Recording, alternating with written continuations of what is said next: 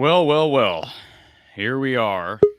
And I know many people who are here, the first 200 or so, will say, we saw this coming. There were no surprises. I get it. 54-10, Iowa with I don't even know how to describe this loss other than demoralizing. The demoralizing loss on the road at Ohio State, a game in which Iowa turned the ball over 6 times, and that is where the game was lost. We can talk about the offense all we want. The offense is terrible. That's no news. Ohio State ran the ball for 66 yards. Let me talk about that first before we get to any of our callers. We're going to get to you in a second. 66 yards. And they threw for just 294 yards, 360 total yards of offense. I don't want anybody to criticize Iowa's defense. This is the best offense in the country. I guess that's sort of debatable. Tennessee's really good. I saw them putting a beat down on a bad FCS program at halftime. But 66 rushing yards. Iowa actually outrushed Ohio State. Let's think about that. They lost by 44 and outrushed the Buckeyes. That is an alarming, unbelievable stat. This game was lost because of turnovers. The 6 turnovers, I have to go back. I'm looking at the unofficial box score. I do not believe that includes the Tory Taylor bad fake, if you will, that was not prompted by LeVar Woods, Kirk Ferentz, or anybody in the staff. I feel bad for Tory. He's been terrific all year. That goes without saying. But I felt bad for him because that was a bad play. They were going to lose this game regardless. We can talk about the quarterback position. I can tell you this right now. Alex Padilla should be starting against Northwestern. If he's not, once again, shame on the coaching staff. He was not put in a position to succeed at all. When you put him on the road His first start of the 2022 season, you put him on the road at Ohio State down 16, not in a position to succeed. Now, was it the right move at the time? Yes, he had to make a change. But again, not put in a position to succeed.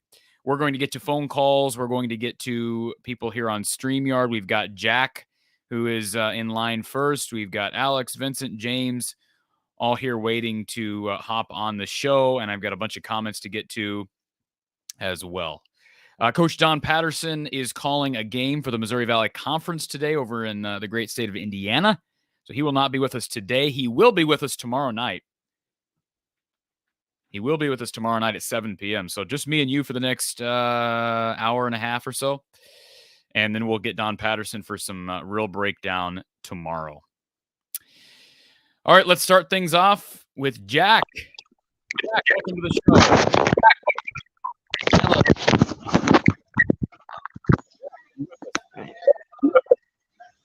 Yes. Jack, hello. Can you hear me? Yes. Yes, you're on the air, Jack. What do you think of Alex Padilla today?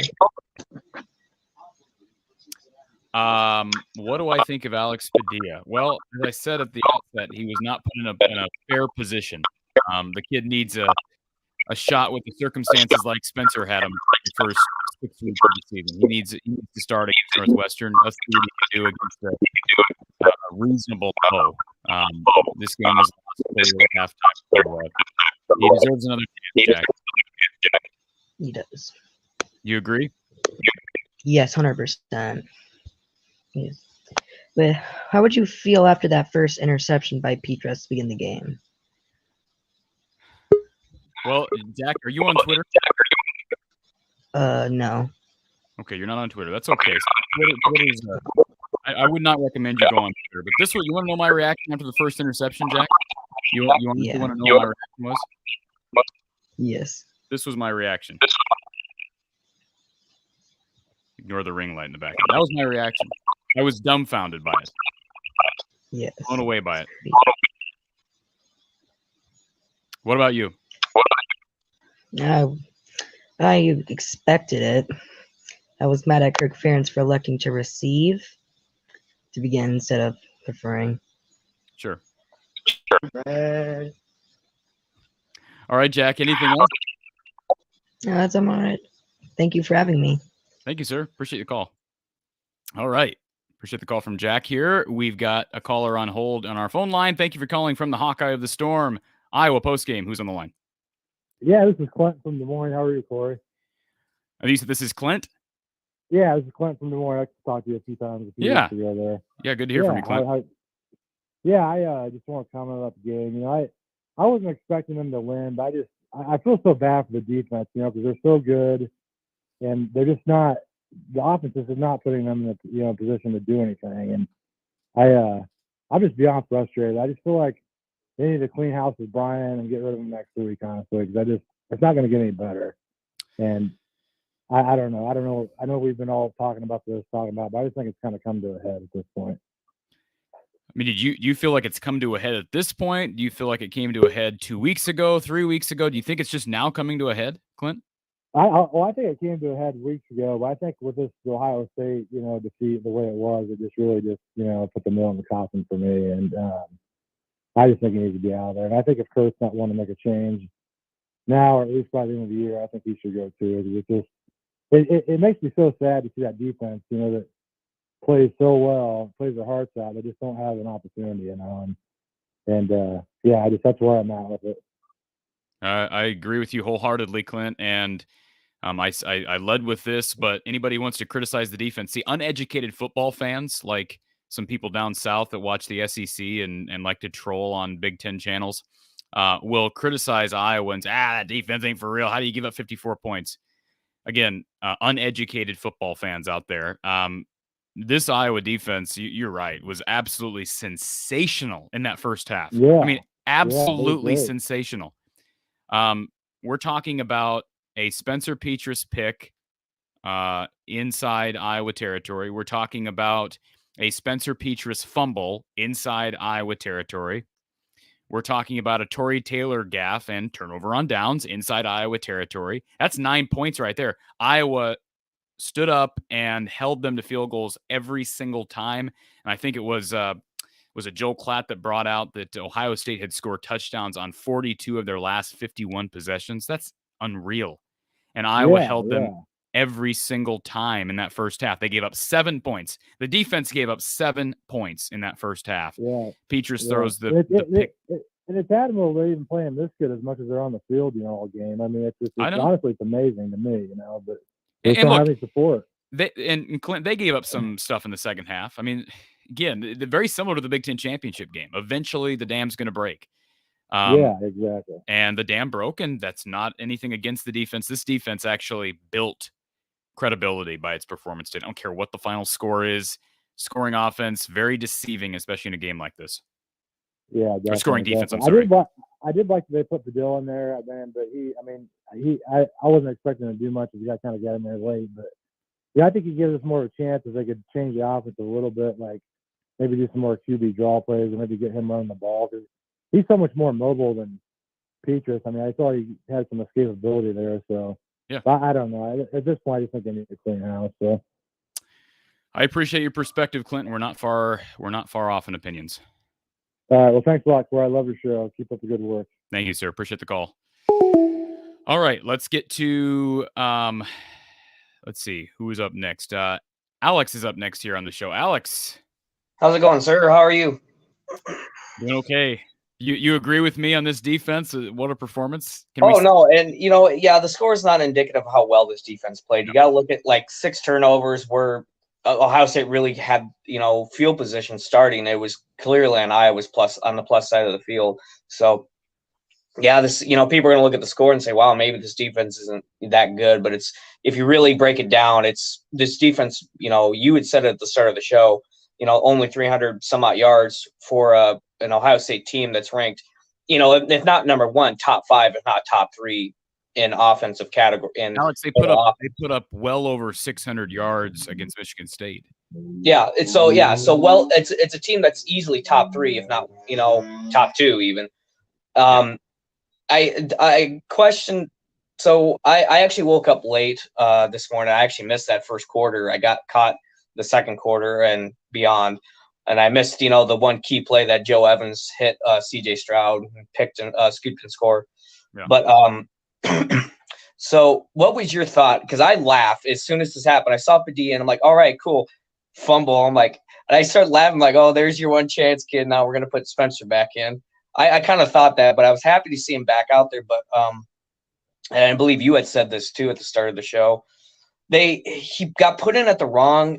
No, it was right to put him in, but they did not put him in a spot to actually succeed and to be to be successful, because this couple sacks he took, when they did a replay, there was they sent more than 4 guys. They sent, I think, 6 or 7 guys on one of them. And you saw on one of the drives that he had that had a little success to it, he was able to escape the pocket and throw on the run, which is something that, I think all fans have been clamoring for. It's like, hey, we need a mobile quarterback, and something that Spencer Petras can't do. And is Padilla better than Spencer? I'm not going to say out of a half of football. I'm not going to say yes or no on that. They probably look about similar, but he gives you something that Spencer doesn't, which is mobility. So I agree with you. He needs to start against Northwestern. I think that's be a better test. Now, Northwestern is, like Iowa have a historically bad defense. Northwestern's kind of like a similar Iowa, really bad, a bad offense, but a very good defense. But they haven't done really well this year on defense. So, I think that's be a good test for Padilla if they decide to start him. So it'd be kind of interesting in what is going forward on that. That's really all I got. Like I said, I only caught part of the game, but so I think this the special teams didn't look great either. I know Torrey Taylor had, that fake punt did not go according to plan. Yeah. So I don't think he had that good of a punting average. He didn't do that well in punting average this day. I haven't looked at any of the box scores or anything like that. the one punt that he booted, I don't know even how Ohio Stadium is set up, but the one punt I think got caught up in the wind. But you're right. I think he had a couple punts into the wind, and I think when you could tell how upset he was after that punt decision, and I think he maybe let it get into his head a little bit because we haven't seen him get rattled, but when he slammed his helmet down on the sideline, you could tell that he was upset with himself, and rightfully so. But I think he'll have a big game against Northwestern because Northwestern's a game where, I mean, look at how Northwestern beat Nebraska. They beat Nebraska the way Iowa beats teams, and they controlled the field. And Northwestern's been only worse since then. But he didn't have his best game. No, so last thing I kind of laughed when you said we're only going to be on here for about an hour and a half, and you usually get on here for about 3 hours. It seems like a lot of fans want to talk. I got Don Patterson coming on tomorrow, and I just can't sit here and talk about a 44-point loss for 5 hours, Alex. Well, I think like you said, everyone kind of maybe expected this. Maybe not a big of a margin as maybe as it was. Maybe a little bit, closer in the sense of like maybe Iowa kept it in within the spread, which was, I think, well, not when you turn it over 6 times. Yeah. So, but no, I'm saying at the start of the game, I think, going in, turning on the TV when Iowa, it was 7-16 or 7-13 or something like that. And Ohio State just kicked another field goal. And I was thinking, Iowa has a small chance, if this defense can keep scoring, maybe make it interesting. I didn't think Iowa really had a chance to win in this game. Not saying wasn't rooting for Iowa. I just didn't think they had I thought they had a small chance, but they had to play perfectly. And obviously with 6 turnovers, it's not, but Iowa's defense had 3 turnovers, and then they a 4th one, but then it got called back due to offsetting penalties or something like that. Yeah. So so I know it's, we're beating the dead horse of this offense is terrible. This defense is great. So is the special teams, but I don't, that's pretty much all I have to say on that. But anyway, since me and the fiance celebrated an anniversary last night, I didn't get to my honey to-do list, so I got to get that before she gets on me about that. Take care of that. Take care of the important things, Alex. Yeah, you're a married man. You know how it is. I know how it goes. All right. Thank you, sir. Have a good one. All right. Well, I'm having an issue here. So before we get to our next caller, I got to fix this issue, this technical issue. So we're going to take a quick commercial break, and then we'll be back with more here on this edition of Iowa Postgame with From the Hawkeye of the Storm. We'll be right back. Hawkeye fans, let's talk about health and performance optimization for a moment. Our sponsor, Ascent Nutrition, offers amazing products. It's actually owned by former Iowa graduate Lance Shuttler. Now, I've decided to partner with Ascent Nutrition because of their unique approach to human health. Ascent offers an organically grown, mold and mycotoxin-free coffee. It provides a pure, clean, and rich flavor without those pesticides that most coffees are treated with. They also offer an algae oil DHA, which is used to support brain health, memory, and focus, as well as proper nervous system development in adults, children, athletes, and even pets. Now, lastly, their unique crafted wild pine pollen is used to support cardiovascular health, hormonal function, and a healthy libido. Your purchase not only supports this channel, but the business of a former Hawkeye. Visit goascentnutrition.com or click the link in the description below and use the code Hawkeyes. That's the code Hawkeyes to receive 15% off your total order from Ascent Nutrition. Welcome to Iowa Floor Covering, a locally owned flooring store in Bondurant, Iowa that specializes in do-it-yourself projects. If you're a contractor or a DIYer, Iowa Floor Covering has your back. Right now at Iowa Floor Covering, get tough core click together 4.5 millimeter waterproof vinyl flooring for $269 per foot when you install it yourself. That's a much better value than you'll find at any of the big box stores. Looking for other types of flooring? They can help with that too. Between their exceptional product knowledge and commitment to customer service, the guys at Iowa Floor Covering will provide everything you need to complete your DIY flooring project. So what are you waiting for? Skip the box stores now and visit iowafloorcovering.com/DIY. That's iowafloorcovering.com/DIY. Promotional pricing only available with self-installation. You may have heard of the real-life Hawkeye man cave known as Kinnick Under the Kitchen. Well, after lots of hard work, there's not much space left to paint, but the walls are exploding out for public consumption.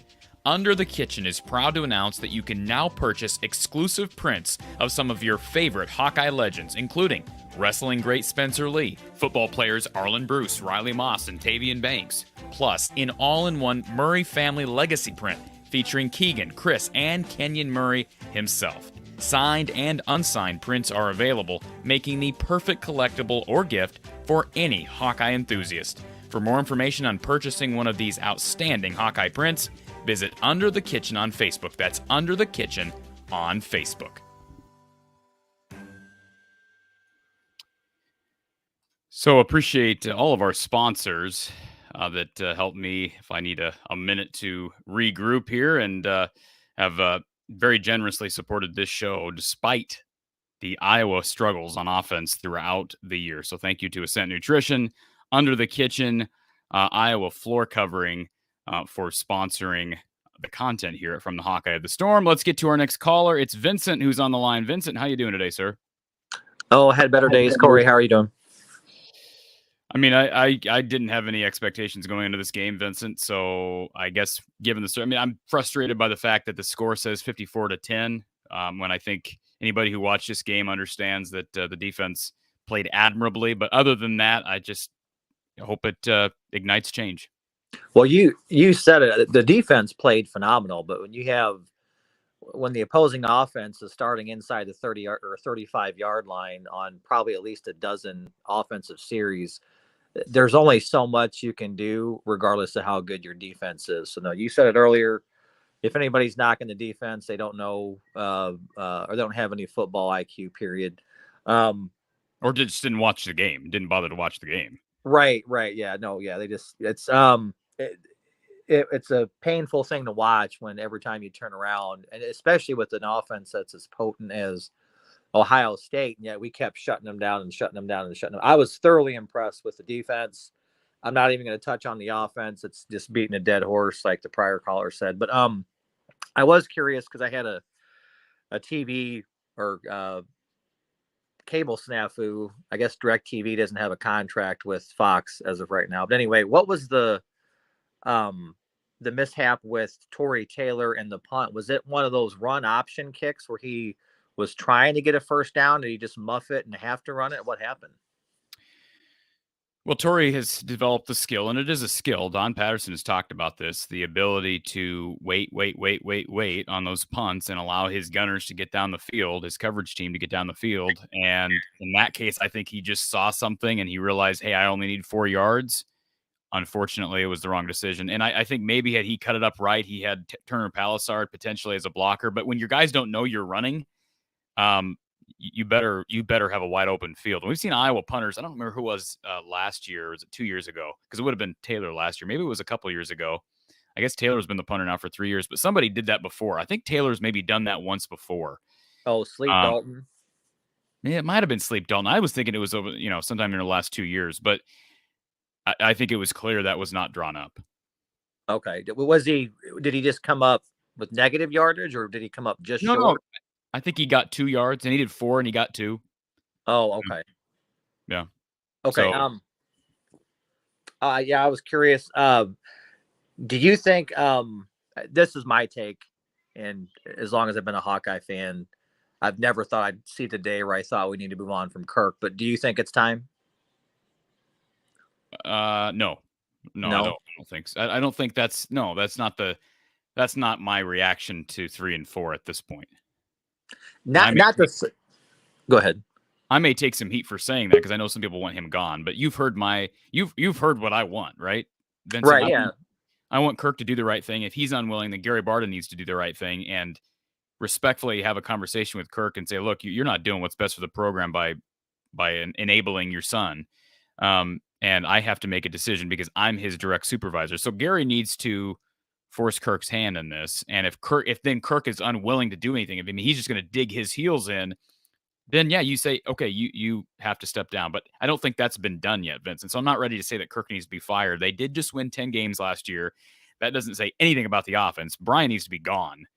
And yes, they made a quarterback change. They should have made that quarterback change 5 weeks ago. And, you're putting Padilla in a terrible position, but I think we've got to, first of all, Kirk's not he's not in any danger of losing his job, even if they go 3-9. I mean, he's just not. He's not going to lose his job after a 10-win season last year. I don't know, Corey.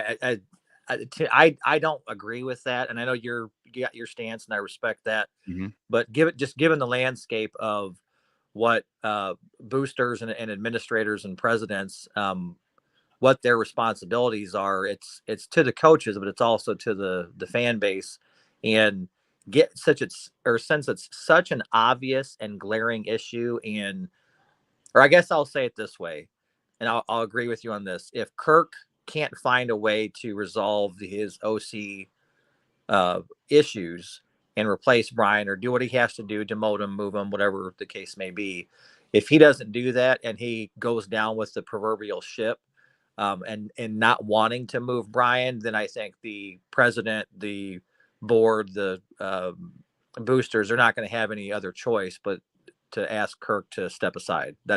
It's because you can't keep taking this game in and game out when it's such an obvious problem. That's just my opinion. Just my opinion. I get what you're saying. I like I said, how do you? I mean, I guess that Wisconsin did fire Paul Chryst after winning 9 games last year, but that's sort of unprecedented. I know it is. Bo Pelini got canned after winning 8 to 9 games like every year he was there, but that's pretty rare that would ever happen. Kirk has been here far too long. He's built up far more immunity than Paul Chryst ever did at Wisconsin. Now, Paul Chryst was more successful in the shorter stint that he had at Wisconsin than Kirk Ferentz has ever been at Iowa as far as win percentage, championships, etc. I really don't see there being any way that there's enough donors and enough pushback right now, Vincent, that would ever happen. Now, if he goes 4-8 this year and then next year they're 6-6, okay, yeah, I think he's on the hot seat, and I think at that point he may just step aside. But I just don't think we're to that point. But you have a right to your opinion.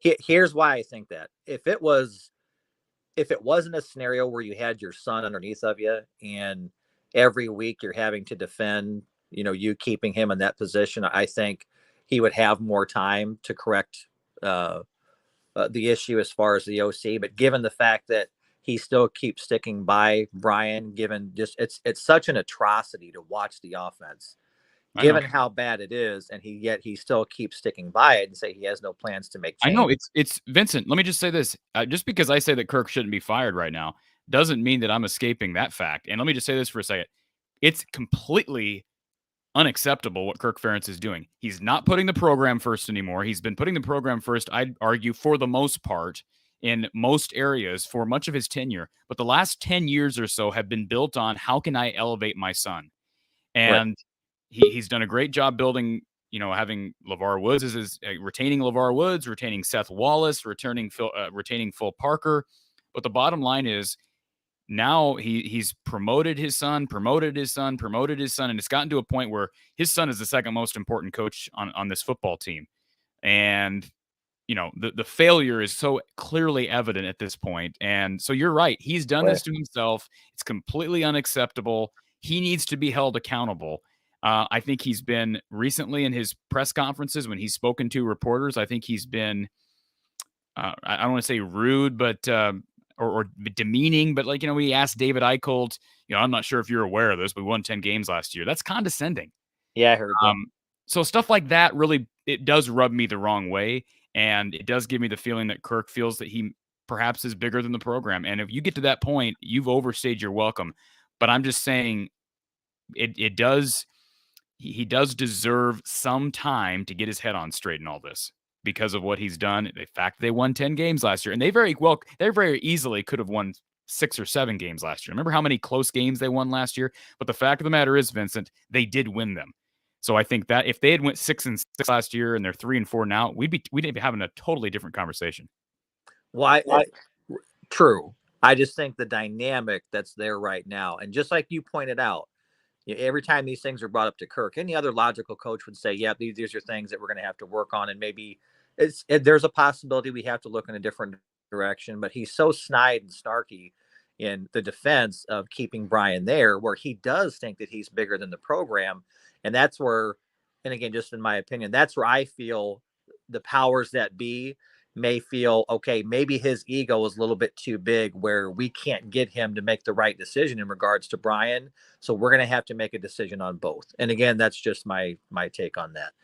The last question I wanted to ask you, and I'll turn it over to other callers, is given the struggles that we're having, now I know we're not really bringing in the 5 and 4-star recruits offensively, but do you think that this is going to have an impact with the recruits that we already have committed and then recruits going forward? How much of an impact? Because to me, what I worry about is, as bad as this offense is, I'm concerned about the skill players that we do have transferring out vis-a-vis Arlen Bruce, Keegan Johnson, anybody who has who's a good offensive player, whether it be skill or on the line or tight end. I'm concerned about them transferring out now, but I'm also concerned about Xavier Wampa staying, Caden Proctor staying committed, the guys that we have already verbals from. Do you foresee an issue there given our struggles? Well, I can tell you, I can tell you that Are you concerned? Sorry. Yeah. Well, they've already lost Kendrick Raphael. Let's not forget that. Right. That was a big loss. We're talking about a 4-star back, and very rarely does Iowa nab 4-star position players anywhere. So that was a big loss, and they ain't getting him back. I am not concerned about Caden Proctor. I am mildly concerned, I guess would be the right way to put it, because I do think he's keeping his options open. Let's just say that. I don't think he's turning down phone calls. So I think he'll be here. I think he'll sign here in 2 months. But yes, I'm concerned. The problem is, Vincent, they don't have other skill position players besides Marco Lainez, and I do think Marco is bought in. I did have a conversation with someone close to Marco about a week and a half ago that told me he's still locked in on his commitment. So that's positive, right? I mean, you can build around Marco Lainez. However, you don't want to lose Caden Proctor. You don't want to lose. Well, I mean, what other skill position talent do they have in 23 besides Alex Amota at wide receiver? And he's an in-state kid who they'll probably hang on to. But now they got to go figure out a way to get another running back. They got to figure out a way to get some wide receivers because they've got one in the class of 23. They brought one in 22.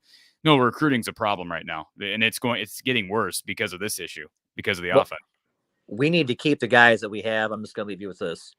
What makes me extremely concerned is on our offensive roster right now, or on our Hawkeye roster, the guys that are concerning to me are the skill position players we're using. Too many times I saw today where Arlen Bruce was wide, because Ohio State was playing off coverage in so many circumstances where he had a 10-yard gap where I don't know why we're not audibling to a hot route or something quick to gain 5, 6, 7, 8 yards with that cushion. These are players that want the ball just like Charlie Jones did last year and Tyrone Tracy. So my concern is, if given the state of the offense right now, is even the players that we do have. Brody Brecht, for example, he was a highly rated recruit coming out of high school 2 years ago, or whatever year he came out. Yeah. These are guys that are going to go somewhere to get touches, to get exposure. They're certainly not going to stay at Iowa given the circumstance of given the state of the offense right now. So we haven't heard anything on Keegan Johnson. I've heard soft tissue. I've heard a number of different things, but that's my biggest fear is even the guys that we have now, they're just going to get fed up and they're going to want to get the hell out of Iowa City to go somewhere to actually get the ball. And then the ones that we are recruiting or who have commitments from are going to fall off just because of the sheer ego of a Brian and Kirk Ferentz. And I appreciate all the time, Corey. Thank you, Vincent. Appreciate the call. And I don't disagree with anything Vincent just said. I think he and I are on maybe slightly different pages as it relates to where donors are and where the people that matter are, the administration. They're not, I just don't think Kirk's job is in no way in jeopardy. I don't think it should be, but I do think there needs to be accountability. And I think we lack some accountability at the top of the food chain in that football program, that football office. Absolutely lack accountability. 100%. Okay, let's get to James, who's been on hold for quite some time. James, welcome to the show. What's up? First off, can I say something to Vincent? One name he brought up is Brody Breck. I think Brody Breck obviously going to stay because he plays baseball. I just don't know if he's going to be an actor in the football team no more. You know what I'm saying? That might change his whole thing. And he has a chance of getting drafted at baseball, I feel like. So maybe for him it's more coming down to the wire of him having to choose one or the other, and he'd probably choose baseball over football because he's a better chance of going to the next level in baseball, at least. That's just my point on that one. And then about the recruits too, I'm just going to bring a couple of things he said before I get to my points. But about the recruits too, I think I seen someone on Twitter where Caden was taking offers from somebody he got. I know Toledo's not a big school, right? But he got an offer from Toledo and posted it on his Twitter. And I seen people going crazy about it, oh, well, I thought you were committed to Iowa. But it's who is this? Proctor. It was a long time ago, though. Sure. Yeah. Sure. Yeah, it was a long time ago. I know it's Toledo. It's not nothing compared to Iowa, but he just tweeted it out. So to me, it kind of shows that his commitment still is kind of open more than you would think because he's always taking calls from other people. Well, let me just say this. I think I can say with confidence based on the people I've talked to, Marco is more I think there's less to worry about with Marco Lainez than there is with Caden Proctor. I'll just leave it at that. I think they've got to keep recruiting Caden Proctor. And really, you should be recruiting all of your commits because guys can decommit for whatever reason. Iowa shouldn't stop recruiting these guys, even when they sign, because guys can. I mean, look at the kid that opted out here. What was his name? You're talking about. He's a corner, wasn't he? Yeah, yeah. I don't even know where he's at right now, if he's doing anything. So, they got to keep recruiting these guys because the offense is bad enough that, guys, if say Ohio State comes calling again to, say they come calling for Marco, maybe his mind changes. They got to keep recruiting these guys hard. Yeah, for sure. I feel that. A couple of things I noticed too is obviously I didn't expect us to win. I'm up at that right now. I expected kind of seems and maybe not this bad, the loss to be this bad, but I expected us to lose. I'm not gonna be the fan. But some of Petrus's interceptions, I think both of them are kind of bad. The one there was nobody even in the range. He threw it right to the linebacker, and I'm who are you throwing that to? The one where they were both of them were bad. Wait a minute, James. Both of them were terrible. What are you talking about? The second one was way worse than the first one, I feel though, because they were both bad. They were. I'm not lying. They were both bad. But I feel the second one, there was it was nobody in the area. I mean, there was nobody in the area in both of them, but I mean, it was just both bad. And I feel it was smart to take him out, like you said, but obviously at that point, I don't feel it was right. And yes, Padilla threw an interception. It was kind of he threw it a little bit too far out in front of Laporta. No, okay, sure. But again, a little bit, but it's still a chance to catch it. That's fine. I will admit Padilla didn't play well either. But again, when you're down 16 and you're down 24, you're down 30, you can't evaluate Alex Padilla based on one half. Put in a terrible position on the road. I agree with that. I was just saying he threw it a little bit out in front of him. I mean, obviously, I think he deserves another chance, but he did throw it a little bit out in front of him. Still, might have been a chance he could have caught it. But I also feel he was back far enough. It's kind of hard when you're back on the goal line and you got guys coming after you trying to make a throw like that. That's not a fair evaluation. That's especially in my eyes. It's not a fair evaluation. Give him the ball in the 35 or the 20. I've given you an example, James, of how Padilla, just one play, what Padilla gives you. And we talk about Brian Ferentz's world. What would be the upside? Backyard football. Let me tell you the upside. You just brought up. Halfway through the third quarter, Alex Padilla is about to take a sack. What does he do? He just moves slightly to the left, which gives him the ability to get rid of the football, gets the ball past the line of scrimmage. I don't even know if he was in the pocket, but he got the ball past the line of scrimmage in the direction of a receiver, incomplete. That's a difference of 7 yards. That's a play where Spencer Petras folds and the play's over. That's been something I've been harping on my whole time he's been a quarterback. He doesn't do that, and even if you're not gonna make the throw, right? Even if you're not gonna make the complete pass, throw it at somebody's feet. You know what I'm saying? For Petras, if you're not instead of taking the sack, throw it at somebody's feet. You know what I'm saying? Then nobody can catch it at least. Well, part of the problem, James, though, is Spencer doesn't have the ability not only to move out of the pocket, he can't really move effectively inside the pocket. And Yeah, I agree. that's the frustrating thing is I don't know why those issues weren't able to be resolved. You don't have to be like Ricky Stanzi is a perfect example. You go back and watch Ricky Stanzi film. He understood how to move in the pocket, and he was not some mobile dual threat guy, but he understood how to move in the pocket. So he knew how to step up, side to side. Simple, right? I mean, I would think so. I'm not a former quarterback, never coached the position, but Alex demonstrated that at least a couple of times. We saw him roll out right, make a really nice throw to the sideline. And I understand we're just picking a couple plays out, but Spencer's gotten 6.5 games to prove something. He's proven nothing.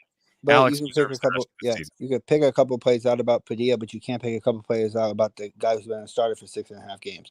So that's kind of, you know what I'm saying? That's kind of the point. It's like, and I agree with you on the road scramble. I was gonna say something about that too, where he like had the sack. It looked like he's gonna get sacked, and then he rolled all the way back out, and then found him for 4 or 5 yards. That's 4 or 5 more yards than Peacher.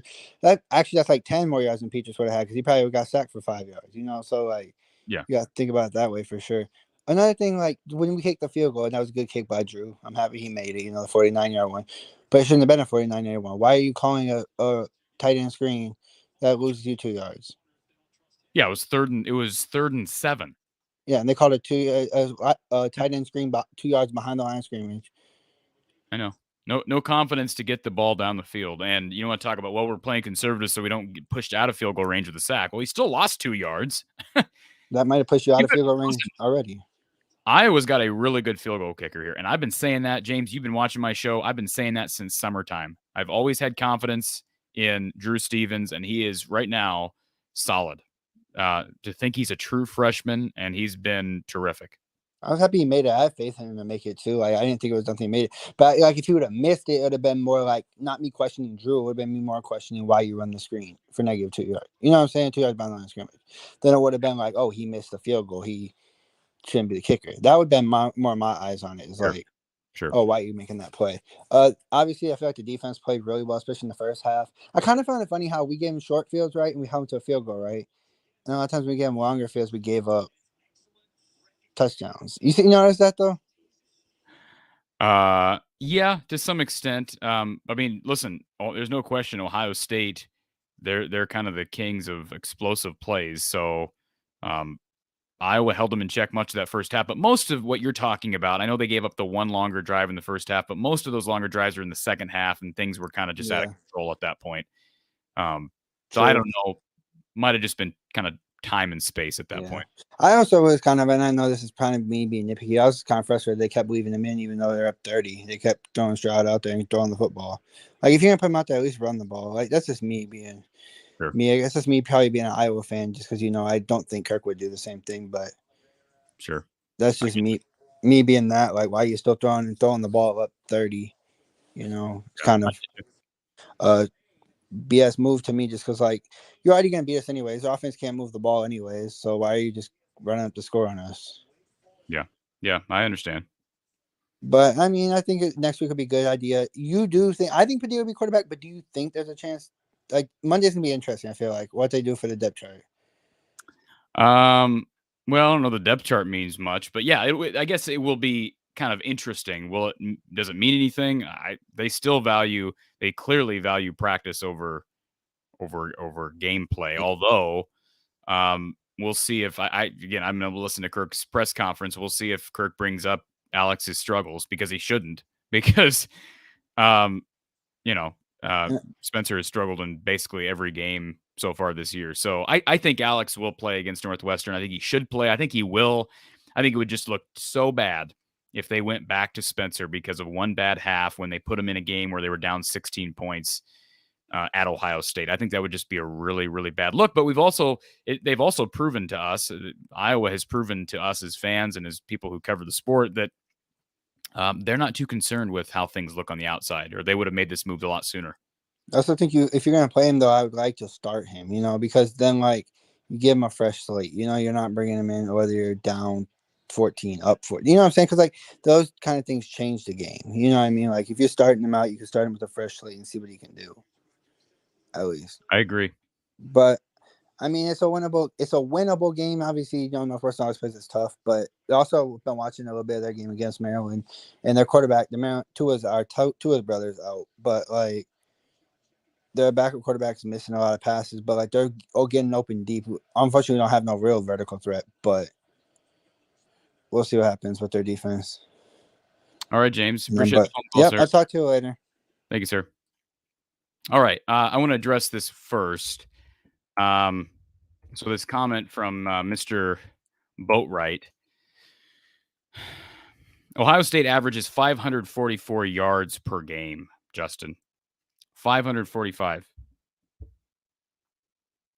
They had 360 in this game, rushed for 66 yards in the game against Iowa's defense. Their rush offense. Let me find their rush offense. And again, I have no doubt Ohio State is maybe the best offense in the country, so they're going to do it against almost any defense out there. They're going to have at least. I don't know how a team is going to be. I don't think any team on this schedule. There's zero chance that any team on this schedule, on Ohio State's schedule, holds them to less than 300 yards. So this comment is both ignorant and naive, Justin. All right, do better. Ohio State's averaging 228 yards on the ground per game. They were up 44, managed 66 rushing yards for an average of 2.2 per rush. Come on. Don't sit here and try to tell me that Iowa's defense is still mediocre against elite offenses. Come on. Understand football, Justin. Understand how the game works. Understand that Iowa's offense also affects the defense, right? This theory of complementary football, Iowa doesn't play that. And until they do, the Iowa offense is always going to overshadow what is an elite defense. I'm not going to address that any further. I think it's a ridiculous comment to make that Iowa's defense is still mediocre against elite offenses. That's just not true. I don't care what the score is. Look at the numbers. If you watch the game, Justin, objectively, then you would know that. Appreciate you listening, though. All right, let's get to Ryan, who's been on hold for quite some time. Ryan, welcome to the show. Corey, can you hear me? I can hear you loud and clear, sir. All right, good. I got new microphone.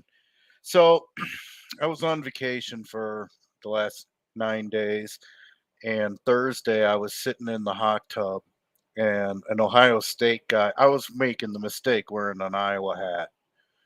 Ohio State guy walks up to me in the hot tub, and he says, hey, you guys going to bring your offense on Saturday? And I said, I don't know what you're talking about. And he's like, no, the game, we play you guys on Saturday. Are you guys going to bring your offense?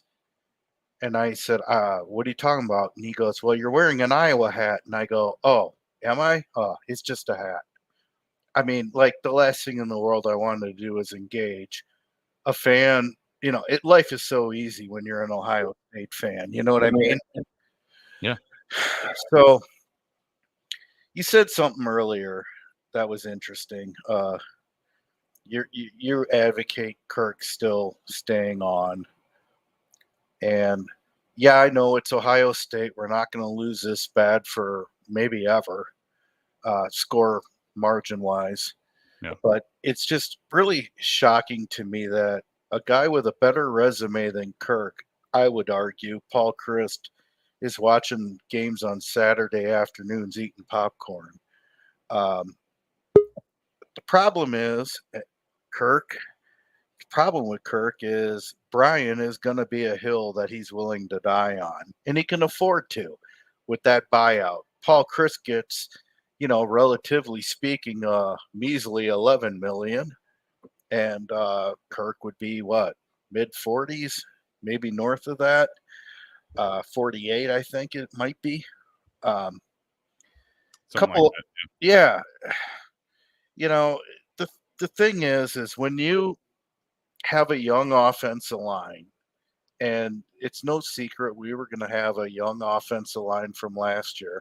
I thought Connor Colby looked pretty solid as a right guard. Of course, we make him right tackle, and he was terrible today.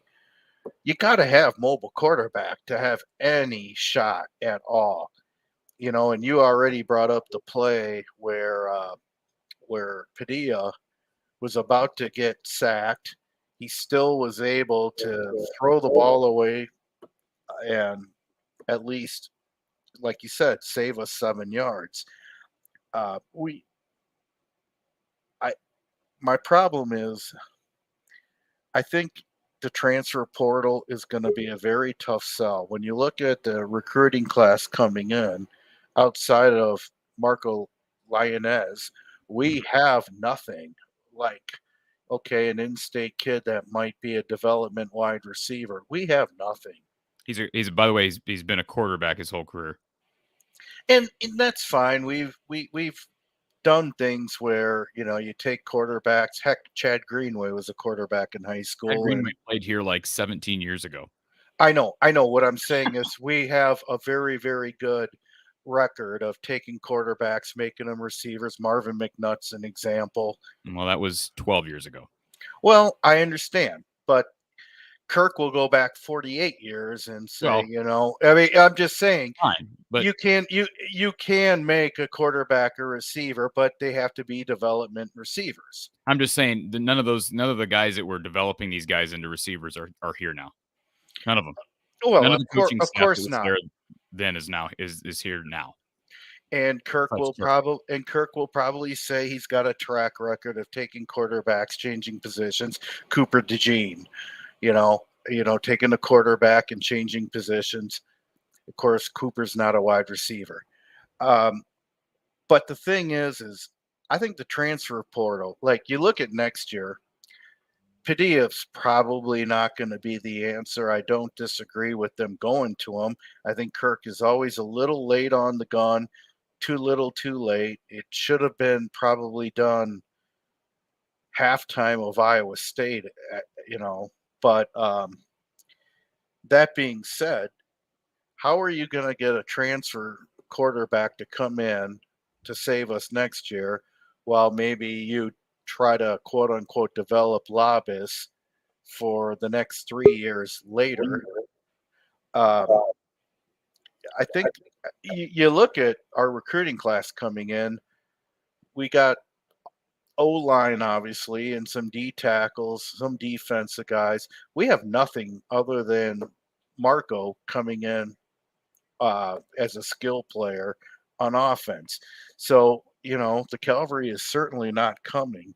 I hope to God that maybe Vines sticks around and does a good job. But he didn't I don't believe he got a target today, and I know it's his he first. Did. He got one catch for 5 yards. Oh, did he? Was that the very first catch? Bathroom. Yeah. You probably went to the bathroom at the end of the first quarter. First play of the second quarter was a 5-yard pass to Vines. Really? I missed that completely, I guess. Yep. One that he was the first. We had 0 passing yards at the end of the first quarter, and then we got our first 5 there. And then I think Laporta got one right after for 17. And that was our big pass of the game, 17 yards to Laporta, which actually was a really nice executed play. At least that's something I guess Kirk can hang his hat on. But let me address, before you go on, I'll let you stop with whatever you were saying. Let me address this comment here from BJ. BJ, I love you. You're here constantly, but come on. There is no pressure when you come in down 16. BJ, Alex hadn't seen the field all year. He's coming in down 16 at Ohio State. His coach just got done making an ignorant, degrading comment about him a little over a week ago, basically inspiring no confidence in Alex Padilla. You don't think he felt nervous and felt pressure to come in and perform down 16? Come on. I don't agree with that at all, BJ. I appreciate your comment, and I understand where you're coming from, but I don't agree at all. I don't either. I get what he's saying. When you're down 16, we got nothing to lose. Well, that's not the more complicated situation than that. That's what I would say. You made the comment 2 callers ago that you're not ready for Kirk to be gone. I'm sorry to say it, but I am. And you have a right to that opinion. You have absolutely every right to feel that way. And I don't like feeling that way one bit. But the fact of the matter is, Kirk's had, I would say, 3 good offenses in 24 years. 3. And 2 of those had mobile quarterbacks, Drew Tate, Brad Banks. We may have had 4 decent offenses. we were okay in 2008. We were pretty good actually in 2008 because we had 1,850-yard rusher Sean Green, who was just an absolute beast. So that took a lot of pressure off Ricky Stanzi. Ricky Stanzi was a very good quarterback, and but I loved Ricky. I know Ricky gave us heart attacks in 2009 throughout the entire season, but I loved watching Iowa football, even that offense. Right. Now, I know you were probably barely out of diapers when Brad Banks and Dallas Clark and Maurice Brown and Clinton Solomon and those guys were around in 2002, but we averaged 36 points a game, and we actually looked, God forbid, a juggernaut on offense.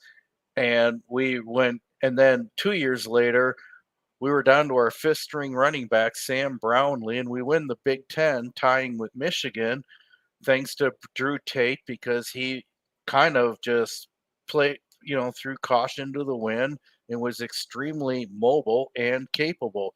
When you're about to get sacked, he could, move his feet and get around it, throw on the run, sling it, and we won the Big Ten with that guy at quarterback.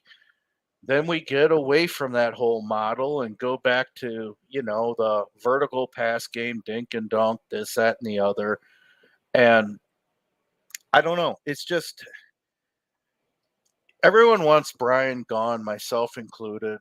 The nepotism thing doesn't help anything. We've already, talked about that ad nauseum.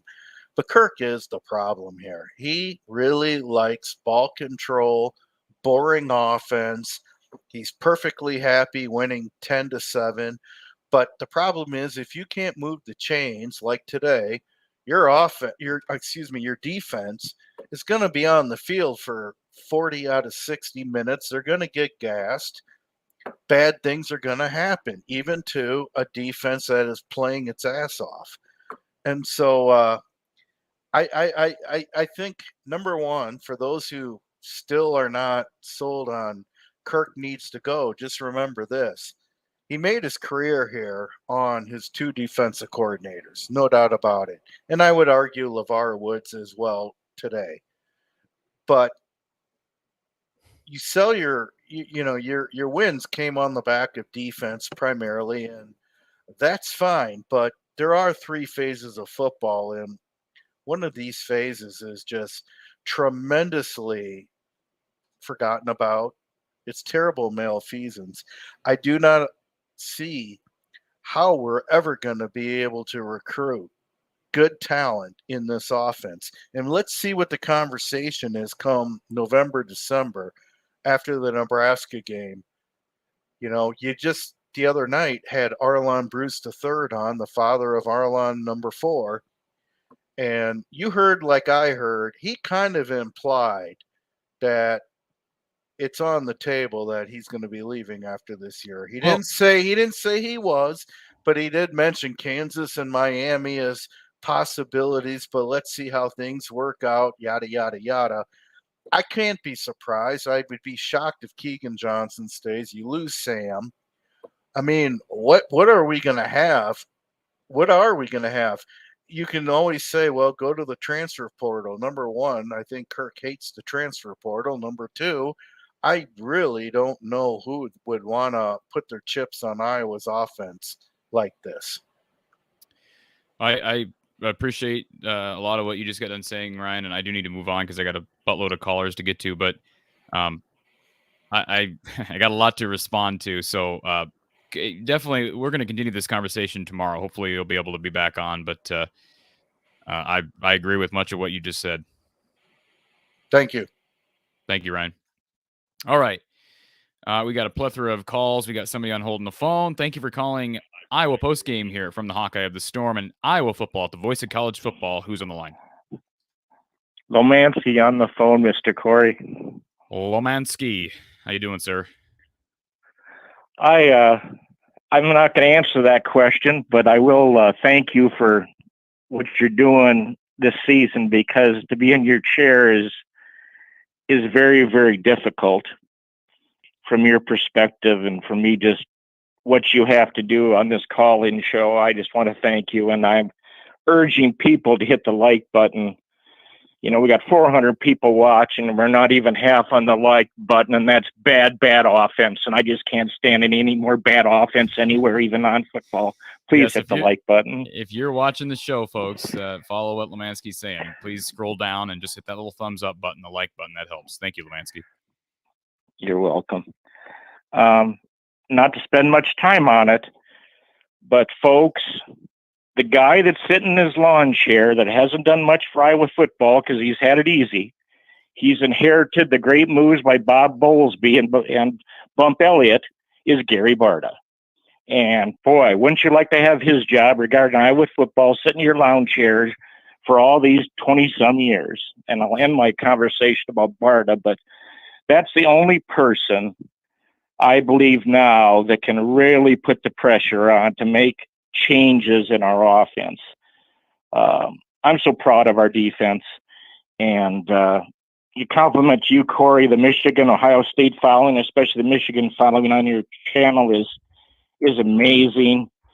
And I guess I won't comment on Mr. Boatwright. I think that's enough. It's going to be class. Iowa fans won't say too much, but the Ohio State defense is better, but not to give the Iowa defense their due is mind-boggling. I got a statistic for you, Corey, and I've tried to figure out just what the defense is carrying game to game to game. And I went back historically, and maybe you don't like any more historical references tonight. You seem a little touchy. It's the here and now is what matters, and I think you're right. The here and now does matter. This is for perspective. The second year of the Hayden Fry era, he had 3 quarterbacks. I am leading to something. Pete Gales, Gordy Bohannon, and Phil Seuss S-U-E-S-S was a running quarterback. 33 touchdowns that season. If we're on our current pace of touchdowns, we're going to have about 14. So to the Hawk fans out there, that's a good measurement of just how little we're doing for our defense. The third thing I'd like to mention is coaching. I've coached at such a low level, but understand just what you can do for other people, whether you're doing it at the grade school level or college football. The first play of the game, Corey, they roll out Spencer to the left. Your job is to make people as comfortable as possible. You're in the shoe, you're away. You haven't proven you can throw the ball downfield, and you don't have a passing game, but you got KJ in the backfield, and you saw what they did running wide. So what do? You take a quarterback, and I'm really leading to just how worthless the scheme is, just worthless. Roll the quarterback left, first play of the game, the hardest rollout for any quarterback. I want Don to talk about this tomorrow. Force him to throw a pass left. I'm at a loss for words, Corey. I'd like you to comment. I've never been so angry at a first play of the game I shouldn't get angry, but Keepers, you're a coach. You're supposed to put your players in a position to win. I'd like you to comment on that. Just how we put people in positions to be successful, including Charlene Jones, including Tyrone Tracy. I even think Keegan Johnson is underutilized. I want you to talk. Well, I am reminded of the first play from scrimmage offensively for Iowa against Wisconsin in 2021 when they came out and empty. All right, with Spencer Petras.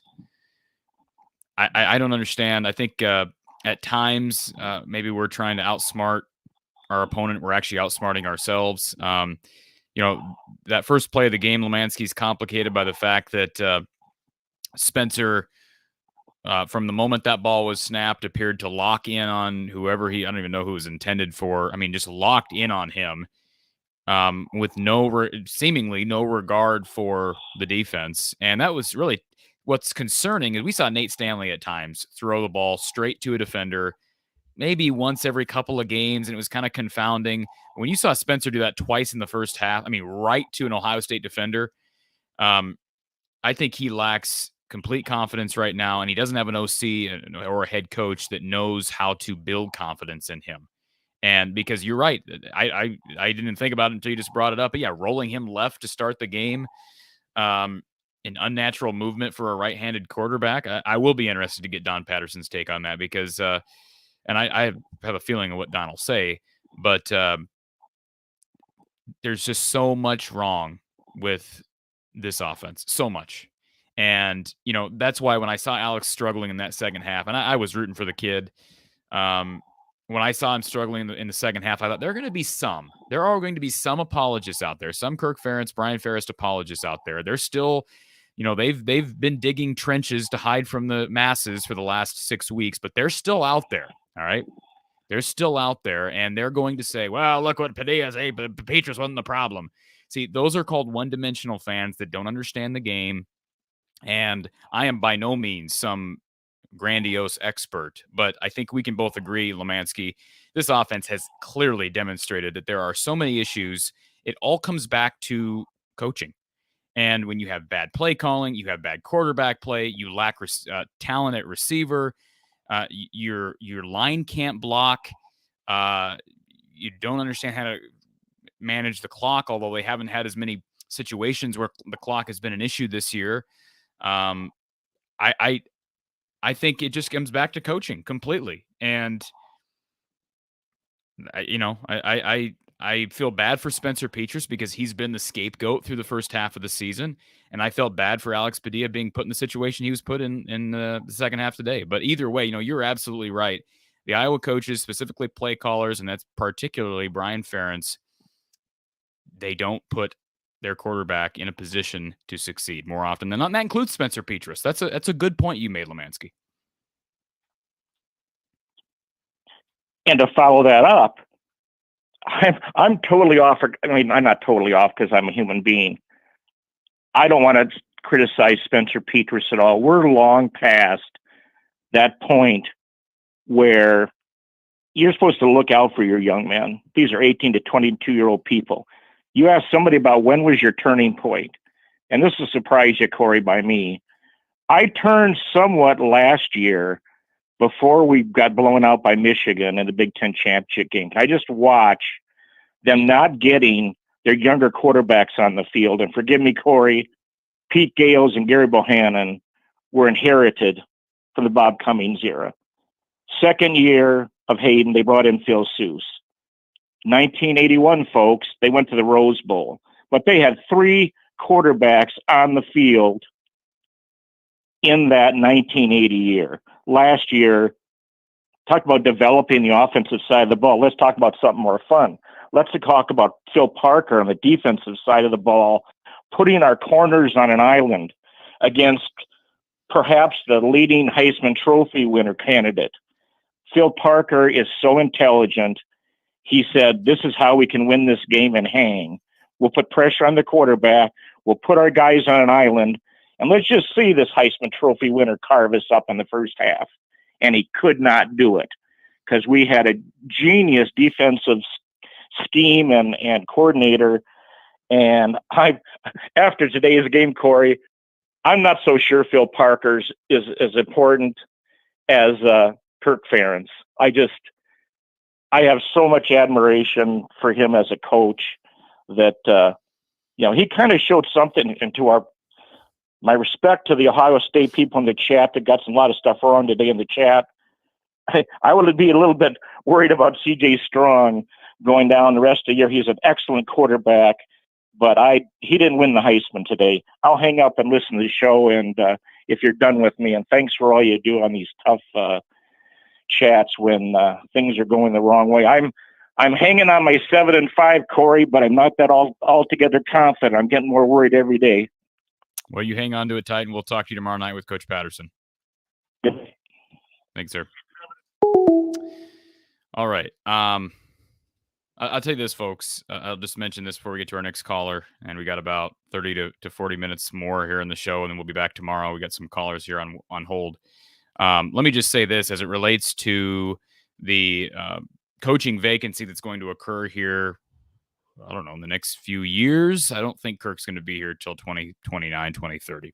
I don't think he is going to be. If this job opens up in the next couple of years, the head coaching job opens up, I'm going to backtrack on what I said during the offseason when I said my number one target would be Bob Stoops. It's no longer Bob Stoops. It's no longer Bob Stoops. He'd be number 2. The number one person I'm targeting for my head coaching job is Phil Parker because the guy deserves it. He's 60, or how old is Phil? It's like 50, late 50s, I want to say. Actually, younger than I thought. Phil Parker is 59 years old. And I don't care if he coaches for 5 years or 10 years. You offer him the job. He brings in a defensive mind. Perhaps it's LeVar Woods. Maybe LeVar ends up being your DC and Phil works with him. You bring in a DC that's going to work within the confines of what Phil wants on defense. And he's more than proven that to be adequate and acceptable.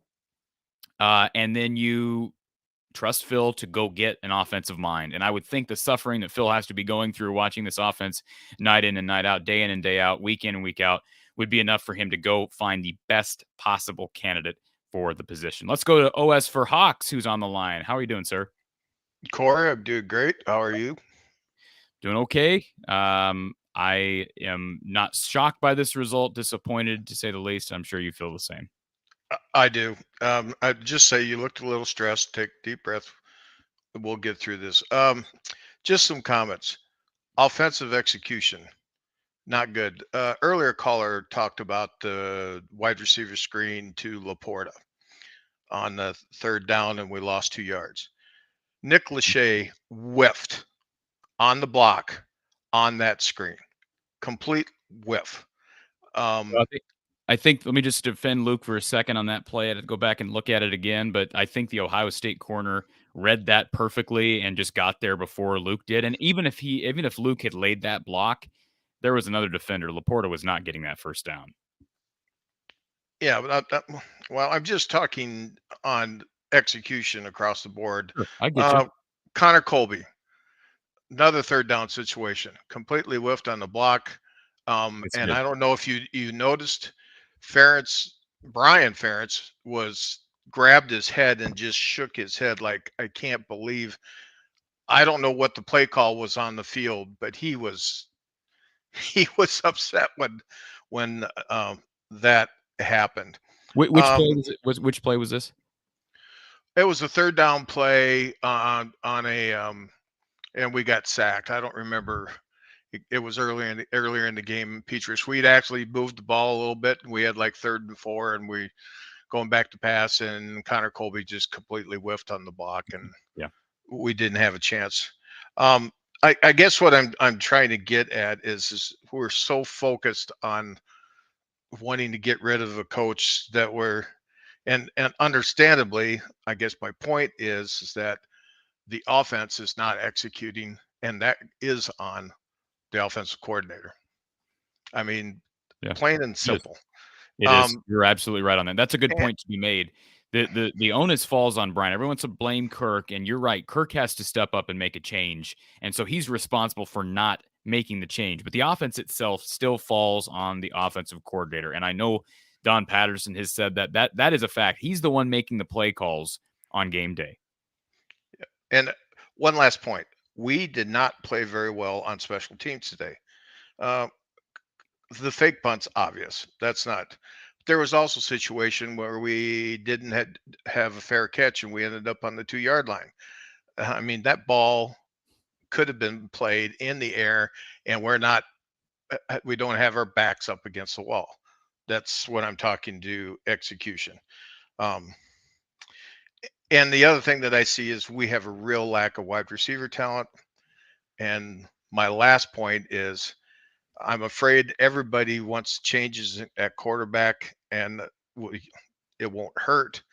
But unfortunately, behind this offensive line, I don't think any quarterback is going to shine because there are some real issues on the offensive line. There are so many situations where you see blocks aren't handed off properly, or blocks aren't picked up. And one last key one that I saw today about execution on offense. Padilla got sacked. There was a blitz, the linebacker and the safety came all from the right side of our offense, left side of the defense. I don't know if it was Lachey or Laporta went out, and you could see the Padilla wanted to throw the ball, but they're not looking back for the ball. I would think on offense, if you see, a space being vacated because there's a blitz on, that you should on offense think of looking for the ball, because you get what I'm trying to say is the tight end should have been looking for the ball immediately, and we got sacked. Yeah. The again, the problems are all around, and the one thing I will say, as far as special teams, you brought special teams up not being very good. I know I sound like a defender of Drew Stevens, but he made the 50-yarder and he was good on kickoffs again. So that part was great. I've just said that there was a couple things on special teams today that could have improved. The kicking game was the punting wasn't that great, and there, like I said, receiving. You can help your offense by making plays sometimes, but I love your show, and chin up for all of us. Thank you, sir. Thanks. Yeah. All right. Take care. All right. We got Brian Ferentz in our chat. He says, "Did you expect to win today? No, a loss is a loss. 6 turnovers isn't the coach's fault." That's interesting. It's all on the players for lack of execution. Thanks, Brian. Appreciate the super chat. Let's go on to Grant, who's been on hold for a long time. Grant, how you doing? I'm doing good, Corey. How are you? I am hanging in there. Yeah, I bet we all are right now. I guess my biggest issue right now is, I guess we can kind of talk about the kind of micro systems in terms of like individual plays and individual execution, and obviously that's a big problem, right? If you can't block anybody, you're just not going to have positive yardage and good plays. But I think at the end of the day here, it just kind of comes back to the offensive scheme and philosophy that kind of underpins the Kirk Ferentz sort of mode of thinking in terms of his style of offense, right? I think certainly when you're running this sort of offense, I'm not going to act like I know a whole lot about scheme and stuff like that, but when you're running this sort of I formation pro style offense, 2 tight ends, whatever, 2 wideouts, fullback sometimes, that style of offense, its success is kind of predicated on if you do not have a good offensive line for that style of offense, I mean, you're just going to keep slugging it up the middle and you're not getting anything. I mean, we see that, past couple of years with the offensive line running straight up the middle and there's nothing doing. And obviously when you drop back to pass, there's nothing there. And so I think there's only so much you can do with a pretty awful offensive line, all things told. But I think there are probably ways that you could scheme for plays that play to your strengths. Now, I'm not sure what Absolutely. kind of strengths we have, but well, let's talk about this strength for a second, Grant. What is Spencer Petrus's best trait? I mean, I would say he has a strong arm. Right? Correct. His deep ball. He's actually pretty accurate with his deep ball. Yep. When's the last time I was taking a shot down the field with Spencer? And I get people can say, well, he doesn't have time. We don't look down the field enough. We do not. Right? Yeah. And we so don't. You're absolutely right. Playing to strengths would involve, if you're going to keep doubling down on Spencer Petrus, then play to his strength. Figure out a way to get him down the field, to get that arm going. I don't understand the reasoning on that either. And that's why what frustrated me against Illinois when it was 3rd down and goal at the 14. And I know Don Patterson actually disagreed with me on this, and that's fine. Don and I had a conversation about it following the show. To me, we're playing we have, first of all, we have guys playing out of position. Sam Laporta, he's not doing it as much now as he was. He got some health back, but he was playing as a wideout. You have Spencer Petras trying to make throws that, even though they should be simple throws for a Big Ten quarterback to make, they're not throws that he's good at making. You're not taking shots down the field. For some reason, Iowa refuses to, once you get in the red, was it Scott Docterman who published something, and I'm not a subscriber of The Athletic, but I kind of heard through the grapevine basically the gist of it. Iowa basically never throws into the end zone once they're inside the red zone. And they're always throwing short, expecting playmakers to find a way across the goal line. And that's a perfect example of Iowa not playing to the strengths of your defense. You've got your offense. You've got great tight ends. You conceivably, you have a good wide receiving threat in the red zone in Brody Brecht, who's tall, who you'd assume can make some catches. We're not seeing him being utilized. I know he's young, but no, I think you're onto something. And schematics, look, I'm not a former OC. Don Patterson's a great person to talk about schematics with, but it's clear that the scheme is part of the issue, if not a big part of the issue. Yeah, absolutely. And I feel like there's ways you can not completely change like your identity as an offense, right? But there are things you can do to, give more misdirection, have more pre-snap motion, have different formations in the backfield in terms of running back positioning and where the tight ends are lined up and stuff like that, like pistol formation, shotgun. There's things you can do to, I don't know if this is a little smoke and mirrors a little bit in terms of pre-snap lineups, where it's like, okay, most of the time we're lining up, behind center, one back in the backfield, and like three wideouts and a tight end. It's very predictable, and it just goes back to, you have the poor offensive line, so they can just rush four, sit there in the box and play man, and they don't have to worry about anything. I just agree that there was a caller earlier who brought up I believe it was a 3rd and 9, and we were on their like 30-yard line or something like that, driving a little bit, and the play you have drawn up to possibly, tie the game or go ahead. I forget what the score was at that point at Ohio State. You have a chance to really make it a game and stay in the game, and you throw a tight end screen pass behind the line of scrimmage. And we've seen this before, where it's the play calling and the scheming. You're playing scared. You're playing extremely conservatively, and it's kind of pathetic, because you're not playing to win the game. You don't want to question like the player's heart. Of course they want to win the game, but it goes back to aggressiveness and confidence too. So yeah, absolutely. It's frustrating. All great points, Grant. I agree. Yep. Well, Corey, appreciate the show. Keep doing your thing, and we'll I guess we'll just wait for basketball season, huh? It's really interesting. The basketball team, they're almost mirror opposites, the basketball and the football team, with each other. They each have their issues. The basketball team, it's been defense, and the football team, it's their offense. And, I guess look forward to see what Fran has going on here. That's right. We got a little over a week before the exhibition against Truman State. I appreciate the phone call, Grant. Yeah, of course. Thank you, sir. All right. We've got Paul waiting, and we've got somebody on the phone line as well.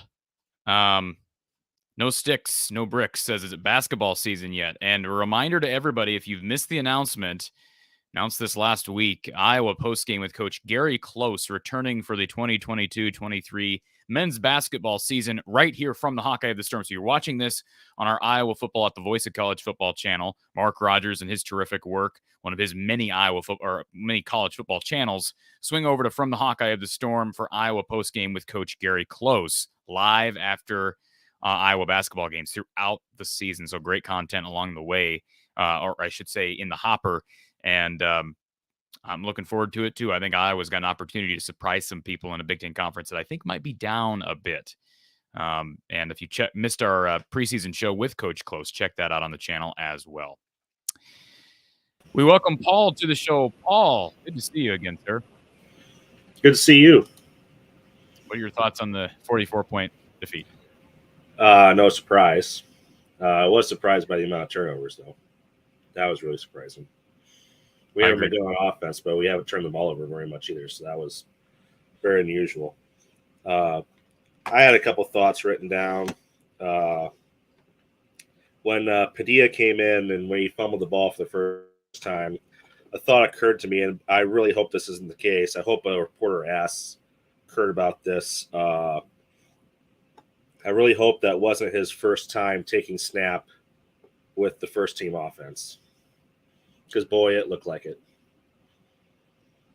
Well, let's be honest. The exchanges have not been great between Logan Jones and Spencer Petras either. Yeah, I would agree with that. But so, I mean, but you're right. I would attribute the issue there to there's obviously problems between Logan Jones and his quarterback, whoever that is, and then putting Alex in that position. I just feel bad for Alex. They had a 27-point, I shouldn't say beat down, but it was 27-0 in the fourth quarter against Nevada. And what they do out of 2 rain delays, they kept sending Spencer Petras back out there. Alex Padilla hadn't seen the field. That's what's so disgraceful about this. And you bring him out at halftime of the Ohio State game. Yeah, and I really hope that wasn't a spur-of-the-moment decision. Like I said, I really hope he practiced with the first team this week, at least a little bit, to get used to the starters out there, because it did not look like he did this week, if very much at all. So, well, let's just. I will say this. I'm going to double down on this thought. People have said to me in the past, well, if you go back and look at Alex's stats from last year, he was actually worse than Spencer. The numbers were marginally worse. If you go back and watch those games, watch the Northwestern game, watch the Minnesota game. He was okay against Illinois, struggled in the first half against Nebraska, got pulled. But you watch those first 3 games, Minnesota, Northwestern, Illinois, he played better than Spencer Petras. Okay, he did. And he had a lot of drops. We're talking Reganey dropping balls, Keegan Johnson dropping balls. And, hopefully that's not, hopefully that's something that can be resolved and his receivers can catch the football. But I still will double down on the theory, the opinion that even last year, Alex Padilla was better than Spencer Petras when both guys were healthy. And so I think Alex deserves to start against Northwestern. And I think he'll play. Now, I know Northwestern's not very good, so I'm not going to anoint him. But even against mediocre defenses, Paul, South Dakota State's defense, I don't know where they rank in the FCS. That's an offensive football team. And it's an FCS football team. And we know what happened in that game offensively from Spencer Petras and this offense. So if Alex Padilla goes out and plays really well against Northwestern, then he's your starting quarterback until further notice. Absolutely. I would agree with that. I love your piece this week on the O-line. That I think that's one of the best pieces out of any media covering Iowa, by the way. That actually explained the problem. That was perfect. I appreciate that. And piggybacking off that, this is going to be a very slow process getting our O-line better. It's going to be multi-year. After today, it's pretty obvious. And remember, Paul, here's the other thing. So whatever the issue is, and if you watch that video I produced, I didn't identify the reason why, but just the effects of whatever is causing players to leave the program, to transfer, to quit football. I know some of it's been injuries, but those problems it's not like all of a sudden now they've figured it out and that was just a blip on the radar. Right now, for whatever reason, David Cobb is not with the team. He's another example. And he was class of 2021. He's not with the team. So whether that's health-related, personal, here's another one. Here's another 4-star offensive lineman, Paul, that Iowa brings in. Who knows if he's ever going to play? And there was a tweet from Justin Britt here a few weeks ago. I don't know if you saw this tweet, Paul, but it kind of makes you believe that maybe he's checked out a bit. I hope not. I hope he comes back and has a chance to be a 6th-year super senior story. But I don't know that the problems up front have been resolved. And I don't necessarily blame George Barnett. I don't know who you blame. I think it's just a series of very unfortunate events with offensive line recruits right now. There's not one thing. It's just a whole series of things. Well, you think it's just unfortunate, or you think it's a pattern of a bigger? I think when you have that many guys, I think it's an inherent issue. You got a problem somewhere. I don't think it's a coincidence. I don't think you can attribute all these. I don't think you can attribute Noah Fensky and Ezra Miller and David Cobb and Ince leaving. And I understand some of these guys dealt with injuries, but the kid from Norwalk, whose name always seems to escape me when I'm live. I'm just saying I think it's too many guys to just attribute it to coincidences. They've never had this type of an issue back to back with linemen.